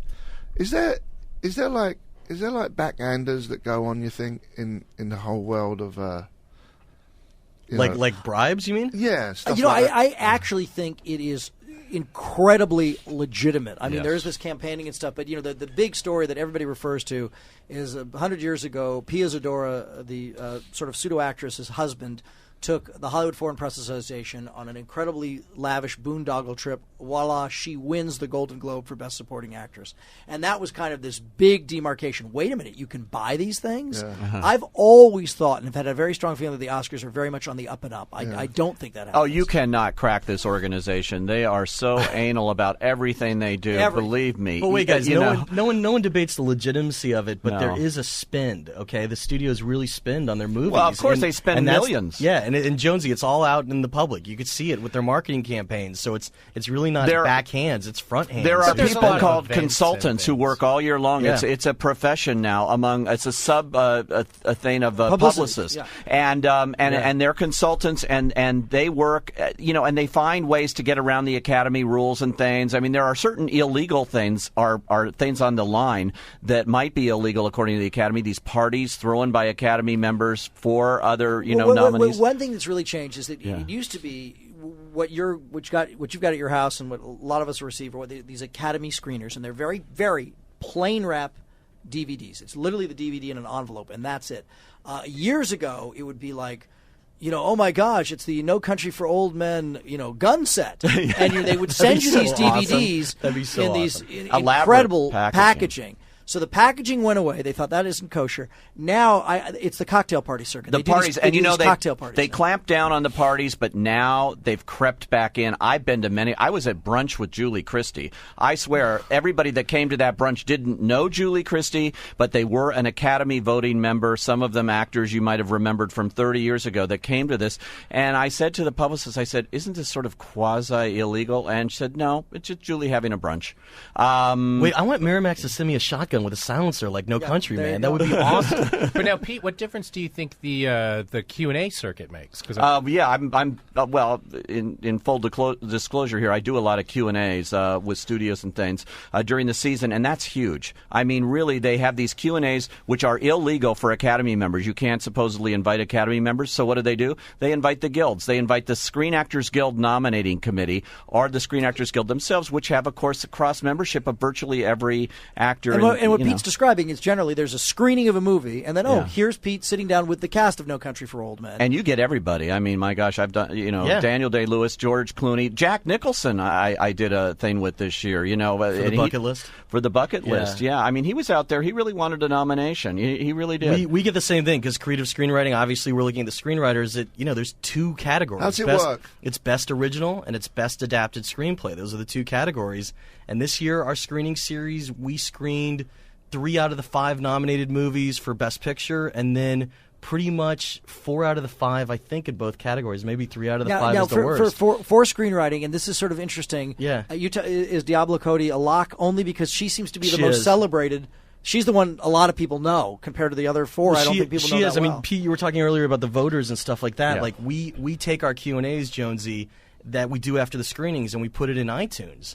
And that means suddenly you have voters in New York and even, I swear to God, the UK tuning in that otherwise could never go to those screenings. Yeah. But you were asking about Diablo Cody. I mean, we're here representing the buzz meter, and it's cool because it's a whole bunch of critics giving their picks and people that are looking, for their Oscar pools, today or over the weekend. They should probably go take a look because they could see what America's top critics, I'd say, I did 2 Q&As with Marianne Cotillard. They parked her here in L.A. They brought her in from France, and for the month before Oscar voting or during Oscar voting, she was here, and she was doing several Q&As and things, and I really saw how these things work because when she walks out, as Sam has said, she's 32 years old. She's gorgeous, but you don't see her as Edith Piaf, this old woman. And when she walks out, the crowd goes nuts. And you can really see the value of these Q&As. And I ran into a guy. I was going to something at the Chateau Marmont, and the security guy out there came up to me and he goes, "Wait, aren't you the guy that interviewed Marianne Cotillard the other night? That was so incredible. I just went home and changed my ballot." And of course, he was an actor. And if we can return to the whole high school analogy, these are student body elections. And, you've got to go out and sort of shake hands and kiss babies. That's and right. what's interesting to me is how many people do. Oh, they really do it. I mean, it's now sort of the exception is the thing. The people who won't. Yeah. But it's finite. Even people who, don't really campaign. I mean, I think Julie Christie is a great example of that. I mean, she's run a very low-key campaign, but she's been working consistently since October. She's great. I mean, she's sort of amused by the process, and she said to me at that brunch I was at, she said, they want me to accept an award, and she said a prize. They want me to accept a prize, and if I accept this prize, I'll be eligible to go on to the next prize. And she got it right away, and she's sort of cooperating, but she's also looking going, isn't this a little distasteful? And it's not really heavy lifting. You go to the Santa Barbara International Film Festival. Yes. You go to the Palm Springs International. I was shocked at the caliber of stars that went to both those festivals. Oh, yeah. Santa Barbara, the director of the Santa Barbara Film Festival starts very early trying to figure out who's going to be big in the Oscars. Yeah. He signs them up months before. But can you name one film that actually screened in the Santa Barbara Film Festival as part of the film festival? Well, it's entirely just, and all due respect to Roger Durling, this is entirely just a sop to the Academy Awards and to the whole campaign. I mean, it's not really a film festival. It's just a whistle stop. That brings me to Sundance. Is that still relevant? Yes. Yeah. Sundance is a great, vibrant place for independent film. But in a bizarre year ahead way, like the film The Savages, which has 2 nominations in Best Original Screenplay and Best Actress, that screened at Sundance not a month ago, but a year and a month ago. Right. And even though it wasn't there, you think of Juno as a Sundance movie. Yes. And for screenwriting, we see a lot of that. Squid and the Whale was a Sundance movie that won the Waldo Salt Award for Best Original Screenplay. Little Miss Sunshine was a Sundance movie that went on to winning awards and a Best Picture nomination. But Jonsey, it's important because what you brought up a second ago is about getting out there with the voters. It really is true that people in the past, and this might be a good thing for us to talk about, have had upsets. And every vote really counts, whether it's that guy at Chateau Marmont or something. Yeah. And that's why people are out there. I think that's the excitement factor. I mean, that's what in a lot of ways. That's. But we should talk about the upsets. For. Well, what is the biggest upset? I think supporting actress. Well, the biggest upset. None of us know. The biggest upset is that the locks don't win. If Javier Bardem does not win for Best Supporting, if Daniel Day-Lewis does not win in the acting category, because those are the purported locks. Right. The Coen brothers, because of the Directors Guild. Yeah. Did Marlon Brando ever win an Oscar? Twice. Well, he turned it down. There was the famous Sashi Littlefeather. Yeah. Look, Alfred Hitchcock never won an Oscar. Right. Okay, I mean, Stanley that's a crime. Stanley Kubrick. And is it because they don't get involved with all the I think it was merry-go-round? It was a different era. It was a different game. I think it's always the year. I was just about to say it's just the year. It's the year. And George Clooney discusses this whole thing about how big cover story in Time magazine, and Joel Stein, who's shockingly more connected than I ever thought he would be, has a great. I was just on the red carpet. His spot on the red carpet is fantastic. in nothing short of. In any event, George Clooney says he feels like he's Hillary Clinton, and oops, here comes Barack Obama in the guise of Daniel Day-Lewis. People like Michael Clayton. People like George Clooney. It was a very good performance. Maybe he could have won Best Actor. He's not going to win now because this guy's going to win. Any other year, I mean, it really depends on. And Alfred Hitchcock was nominated 5 times for director, but every single year there was someone else, that just had the heat that year. And that's why you have people that win Oscars like F. Murray Abraham, yet Cary Grant never really won a competitive Oscar. It's just what happens in any given year, or the role, or the project that they have that's there. But time will also tell. I mean, because it's like, certain movies, there's upsets like, Pulp Fiction losing to Forrest Gump upset a lot of people. My generation, Star Wars losing to Annie Hall, I couldn't handle it for many years. With regular people who go to watch movies, do you think that part of some actors or actresses' popularity has got nothing to do with acting? Because some actors ain't very good. It's star charisma. I was just going to say another phrase. It's a personality business, and there are certain people who, whether genuinely or they are able to project a particular personality a winning personality and an alluring personality, something like that. And they may not be very good actors at all, but they're just personalities. And they actually, I think Hugh Grant's a really good actor, but Hugh Grant has played the same character about 27 times now. But he's actually a really interesting case study, because one of the things that's now so interesting about Hugh Grant is to watch the way he shades and changes and even comments on that character that you know him as. So even though he is essentially a personality actor, he still is bringing a lot to everyone. Or sometimes if you're a personality actor and you go against that, like Robin Williams won his Oscar for Good Will Hunting. It's not a typical Robin Williams role. He didn't win it for, Good Morning Vietnam or some of the other things. Doubtfire. Yeah, but there's times Doubtfire, where there's times where the performance really just seeps in there, and people are taken aback by it. I mean, we really should maybe discuss Best Supporting Actress and see what you guys think. Within the world of Oscar prognostication, that is, as much as people feel like Best Actor, we know what's going to happen. Best Picture, we know what's going to happen. Best Supporting Actress, I know we all have different opinions. Well, go ahead, do the nominees. Okay, so you have Tilda Swinton and Michael Clayton. She won the BAFTA award a couple of weeks ago. You have Saoirse Ronan in Atonement. She's a young girl, 13 years old. You have Cate Blanchett in I'm Not There playing Bob Dylan. She won the Golden Globe Award. You have Amy Ryan, who won the lion's share of Critics Awards, including our Critics' Choice Award for Gone Baby Gone, which is a nominee. And you have Ruby Dee, of course, the sentimental choice, who's in the movie American Gangster for about 5 minutes. Doesn't matter, though. I mean, like, think of a couple years ago with Shakespeare in Love. I mean, Judi Dench wasn't in there with for Ruby Dee, very long. She won the SAG Award, so any precursor that you try to use to predict these kind of things,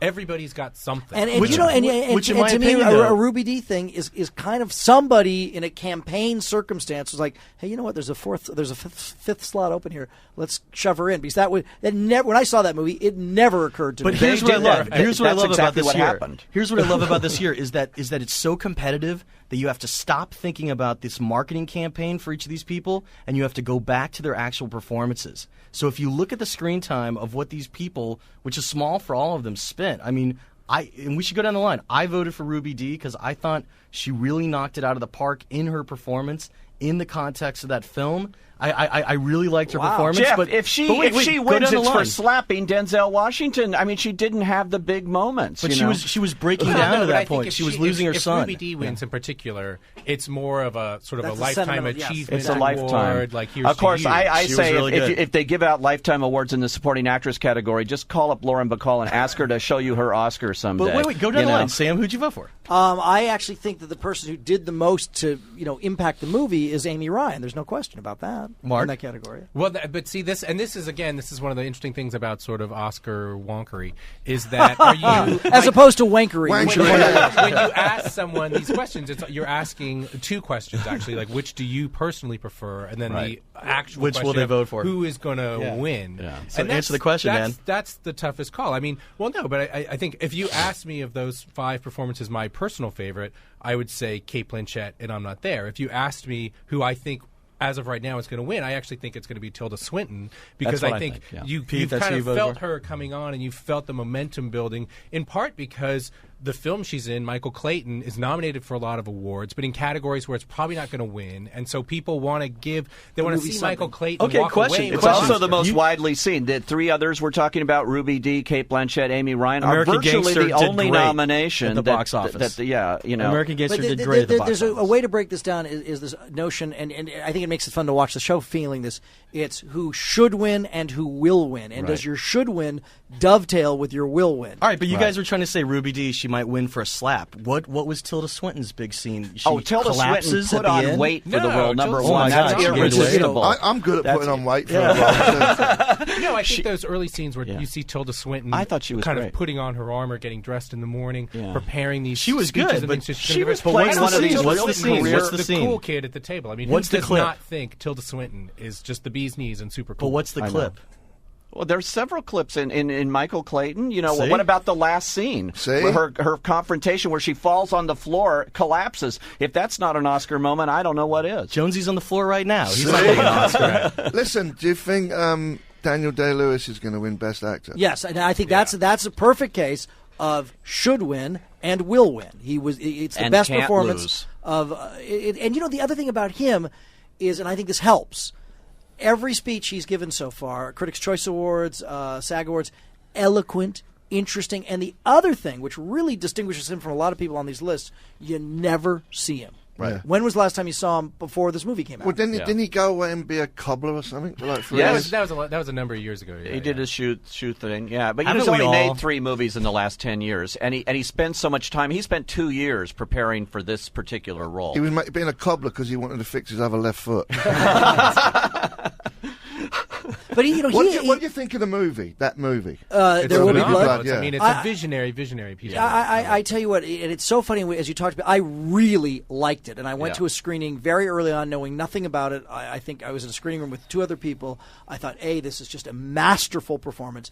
Okay, touch long, the music bugs a little bit. And then I like that. didn't like the ending, but I really thought this is an accomplished movie. You know what, I thought it was Jonesy? really guys, back me up. Is it playing at the Vista Theater right now? Is Don't that where know. it's playing? good. Maybe I'm it's not playing sure it's what I saw. everywhere, Jonesy, citywide. it's such a big panorama scope Yeah, of you got a to see it film. in a theater. You can't see it in a You theater. should go see it in the theater if you have a chance, because the it'll biggest, be loudest theater that you it'll can. be years before you have a chance to do it again. You'd be doing a disservice to see it at home. Because actually, Radiohead's Johnny Greenwood, did the score. Did the score. And the score, it's very reminiscent of the work of Penderecki that's used throughout 2001, and it really It's got is moments just, of Philip Glass. Yeah, it's I mean, just as like a sort of a merging of the score. But and it's what a you're looking very at. It's great. deliberate where the music, for better or worse, stands out. Yeah. It's not background And music. what's I interesting loved is it. that was I actually loved not it. allowed to be a nominee for best score because of the weird rules of Too how much these things source work. music There and- wasn't yeah. enough time in the movie where there was Johnny Greenwood's score. Yeah, Jonesy, they go had see other it- stuff. go see it on the big But it's a screen. beautiful, epic kind of thing. It reminded me in some ways of great old Academy Award favorites like Giant or Chinatown. I mean, it has different elements of things, but it's totally original at the same time, too. Paul Thomas Anderson, who wrote and directed it, you would never be prepared for this film by seeing any of his other films. that's true. Like That's really Boogie true. Nights. Well said. And I think he's just emerged as an absolute first-class And filmmaker. that- Are we forgetting a movie? The one gone, out by himself in the bus. Into the Wild. Yeah. And the Really thing, get very many nominations. and the thing there is that it's sort of funny. I mean, I have this tremendous rooting interest, and I've interviewed him several times over this award season with Hal Holbrook. I really hope he wins because I think that would be the greatest moment ever. That would be. There's a particular scene with him in the movie that is poignant and great. People love that scene. I don't think people overall really like that movie that much. Well, Not the in thing the about Hal Academy. Holbrook's scene, you have to wait I loved it. like Yeah. 2 hours to get to his scene. Jonesy, I did think you the see problem- it? Did I you thought see it was a great movie. I was blown away by it because it's this identity crisis. And at the movie, he has all these stupid little names, just like in the book.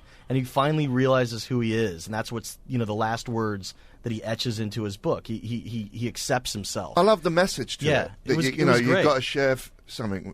I don't know things why with it people. didn't get the I do. places that I thought. Why? I know why. I've talked to Academy member after Academy member long before the nominations, and they had the same little mantra they kept repeating. I really don't think he was very nice to his parents. I think That's they it? didn't like the kid. I thought Sean they Penn didn't was a like lock his for screenplay, motivation, man. and you heard this over and over from some of the older voters that they just didn't like what he did there. But Sean Penn wrote that screenplay, and I really thought he was a lock because that is a hard book to adapt. I know it's weird, but Into the Wild did very well with certain award groups. The Critics' Choice Awards, it was more nominations than anything else. I thought it was a terrific movie. But there are certain voters out there that just will look at it very narrowly and go like, I didn't like him. These very quickly, these are the great stories that are often told, and I love this one from Hal Holbrook. He worked as an actor on a movie with Sean Penn 30 years ago, a really long time ago. Yeah, TV movie. The director sort of bagging on Sean Penn. Hal Holbrook stuck up for him. Sean Penn wrote him a letter. Thank you for sticking up for me. Hal Holbrook talks so well about the eloquence and the beauty of the writing of the letter, how he always kept it. 30 years go by. He gets a screenplay from Sean Penn with the scene of his life in that screenplay. And he said, you know what? It was the same level of writing. Yeah. And just to hear that discussion is so great. I'd love for him to tell that story. And Sam, when we're talking about it's the year, Hal Holbrook probably would have won in any other year that Javier Bardem wasn't in there. the You're same right. category. You're right. You're right. Do you think they're going to do a little bit on the kid who just died in the Heath Ledger. On Heath Ledger? No, I was really surprised how the Screen Actors Guild basically almost punted that. They do a memoriam thing. Yeah. You'll see the He'll 20 be in that. faces. He'll be in that. What can they do apart from that? I mean, it would be unfair to the older performers, other people who have passed, who didn't maybe have the the tabloid heat of the or just passing the of cloud. I Heath mean, even Ledger. when Billy Wilder passed away, Yeah. he was still a part of that regular montage. Yeah, So- but when Johnny Carson died, they did do a special little bit for him. Well, he was an Oscar host, though. Yes, exactly. So that was probably Well, why. we've come to the end. Oh. Do you hope you feel had that you fun. know a Really little fun. more about the Oscars, John? Are you ready to Or vote? less. I didn't hear a bleeding word you all said. You've been listening to Jonesey's Jukebox Jury with my panel, Sam Rubin, KTLA Morning Show, KTLA.com live from the red carpet, Jeff Goldsmith, Creative Screenwriting Magazine, Pete Hammond, The Envelope, LA Times, Mark Olson, also The Envelope, LA Times. Thanks for coming by. Thank you, Jones. Hooray. Thanks for having us. I will see you all Monday. See you later. Bye-bye. Okay.